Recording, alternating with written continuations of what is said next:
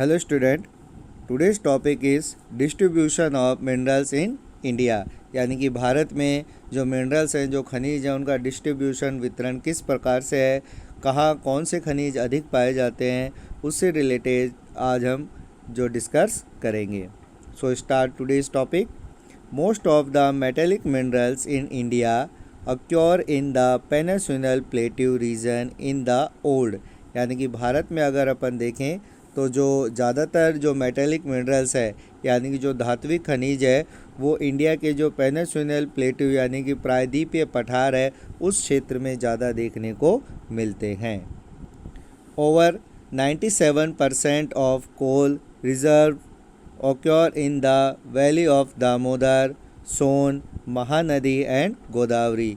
अगर हम देखें जो कोयला है, कोयले का जो 97% है वो हमें जो पेनिनसुलर प्लेट्यू की जो वैलीज़ हैं जैसे दामोदर वैली, सोन, महानदी और गोदावरी नदी के आसपास के क्षेत्र में हमें जो इंडिया में जो टोटल जो कोल का जो प्रोडक्शन होता है उसका 90% हमें वहाँ से प्राप्त होता है। Petroleum reserve and locate in the sedimentary basin of Assam, Gujarat, Mumbai high. अगर हम पेट्रोलियम को देखें तो पेट्रोलियम मोस्टली हमें सेडिमेंट्री बेसिन जो है जिसमें असम, गुजरात और मुंबई हाई आते हैं, वहाँ से हमें सबसे ज़्यादा जो पेट्रोल है, पेट्रोलियम जो प्रोडक्ट है वो हमें प्राप्त होते हैं। ऑफ शोर रीजन ऑफ द अरेबियन सी, और जो अरेबियन सी है उसके आसपास के क्षेत्र में भी हमें पेट्रोलियम प्रोडक्ट अच्छी मात्रा में उपलब्ध होते हैं। News reserve have been locate in the Krishna, Godavari and Kaveri basin.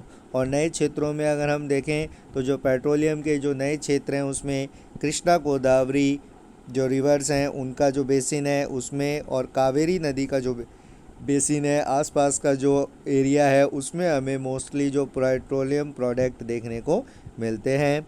Most of the major minerals resources occur the east of a line linking Mangalore and Kanpur. अगर हम देखें जो मेन जो मिनरल्स के जो रिसोर्सेज हैं जो ईस्ट यानी कि जो पूर्वी दिशा में जो पूर्वी लाइन है उसके पास में जो मैंगलोर और कानपुर के जो क्षेत्र है उसमें हमें ज़्यादा देखने को मिलते हैं। Minerals are generally constructed in the board belt of India.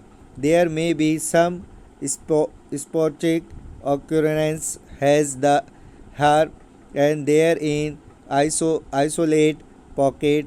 these belt are, जो हम देखते हैं कि जो भारत में जो मिनरल्स होते हैं वो अलग अलग ब्रॉड बेल्ट यानी कि बहुत बड़ी बड़ी जो पट्टियाएँ होती है, जो श्रेणियाँ होती है, रीजन जो होते हैं, क्षेत्र जो होते हैं उसमें बटे हुए होते हैं। और किस तरीके से जो अलग अलग जो बेल्ट है उसमें किस तरीके से मिनरल्स जो होते हैं वो डेवलप होते हैं। आइसोलेट यानी कि उनको सुरक्षित रखा जाता है, वो जो बेल्ट है उसके बारे में अब हम पढ़ेंगे। सबसे पहले हम पढ़ेंगे the north east plateau region, यानी कि जो नॉर्थ ईस्ट का जो प्लेट्यू रीजन है उसमें कौन कौन से मिनरल्स होते हैं और मोस्टली वो मिनरल्स कौन कौन से एरियाज़ में पाए जाते हैं।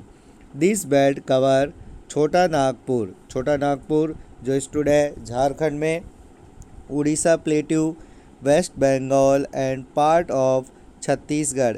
जो नॉर्थ ईस्ट प्लेट्यू है उसमें हम देखते हैं कि जो छोटा नागपुर यानी कि जो झारखंड है, उड़ीसा है, वेस्ट बंगाल है और जो छत्तीसगढ़ का जो एरिया है वो नॉर्थ वेस्ट प्लेट्यू में आता है। Have you ever thought about the reason of major iron and steel industries begin located in this region? It have variety of minerals was iron और coal, manganese, bauxite and mica। हम देखते हैं कि हम पाएंगे कि ज़्यादातर जो भारत की जो आयरन और स्टील की जो इंडस्ट्रीज़ है, भारत में जो लोह एवं इस्पात का जो उद्योग है वो मोस्टली हम नॉर्थ ईस्ट प्लेट्यू रीजन में ही देखने को हमें मिलता है। उसका कारण है कि जो नॉर्थ ईस्ट का जो प्लेट्यू है वहाँ पर जो मिनरल्स है उसकी अलग अलग वैरायटी हमें इजीली अवेलेबल हो जाती है। और जो आयरन एंड स्टील इंडस्ट्रीज़ है उसमें जो रॉ मटेरियल के रूप में जो मिनरल्स जो यूज़ किए जाते हैं वो इजीली हमें नॉर्थ ईस्टर्न प्लेट्यू रीजन में मिलते हैं। इसलिए इंडिया की जो मोस्ट जो आयरन एंड स्टील इंडस्ट्रीज है वो छत्तीसगढ़, झारखंड, वेस्ट बंगाल और उड़ीसा जो रीजन है नॉर्थ ईस्टर्न रीजन, वहाँ पे हमें देखने को मिलता है। यहाँ पे जो मिनरल्स की वैरायटी मिलती है, जो आयरन एंड स्टील जो इंडस्ट्रीज है उसके लिए रॉ मटेरियल का काम करती है, जैसे आयरन और कोल, मैग्नीज, बॉक्साइड एंड मीका। ये सभी जो मिनरल्स हैं यहाँ पर इस प्लेट्यू रीजन में इजीली अवेलेबल हो जाते हैं। सेकंड जो बेल्ट है वो है the south western plateau region, यानी कि दक्षिण और उत्तरी दक्षिण पश्चिमी जो प्लेट्यू रीजन है, जो हमारा पठारी क्षेत्र है उसका जो क्षेत्र है उसके बारे में अब हम पढ़ेंगे। This belt extend over Karnataka, Goa and कॉन्क्रेज तमिलनाडु, अपलैंड एंड केरला। ये जो बेल्ट है यानी कि ये जो क्षेत्र है वो कर्नाटक, गोवा, तमिलनाडु और जो केरला है उसके इन राज्यों में फैला हुआ है। This belt is rich of furious metal and bauxite. इस क्षेत्र में अगर हम देखते हैं जो धात्विक जो खनिज धात्विक जो चीज़ें हैं और जो बॉक्साइड है वो बहुत अधिक मात्रा में मिलता है।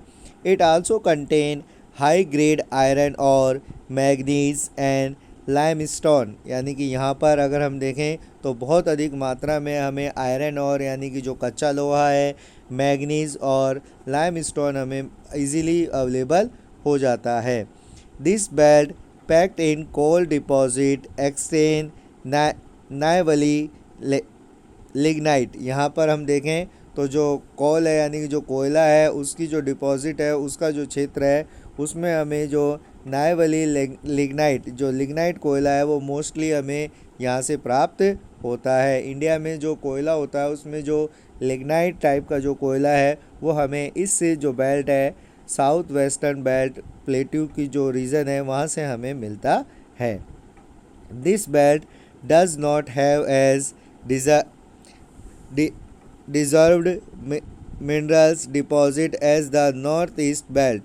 Kerala has deposit of monazite and thorium, bauxite, clay. Goa has iron और deposit। हम देखें तो जो हमने पहले पढ़ी थी नॉर्थ ईस्टर्न बेल्ट है उसमें वहाँ पर ज़्यादा खनिज मिलते हैं, उसके कंपेयर में जो ये साउथ वेस्टर्न जो बेल्ट है वहाँ पर बहुत कम मात्रा में खनिज पाए जाते हैं। केरला में मोस्टली हम देखते हैं मोनोजाइट और जो थोरियम है, यानी कि जो मोनोजाइट और थोरियम जो एक बहुत ही महत्वपूर्ण खनिजों के रूप में आते हैं वो केरला से हमें प्राप्त होते हैं। साथ ही साथ जो बॉक्साइट क्ले है वो भी हमें मिलती है। गोवा में अगर अपन देखें तो आयरन और यानी कि कच्चा लोहा बहुत अधिक मात्रा में पाया जाता है।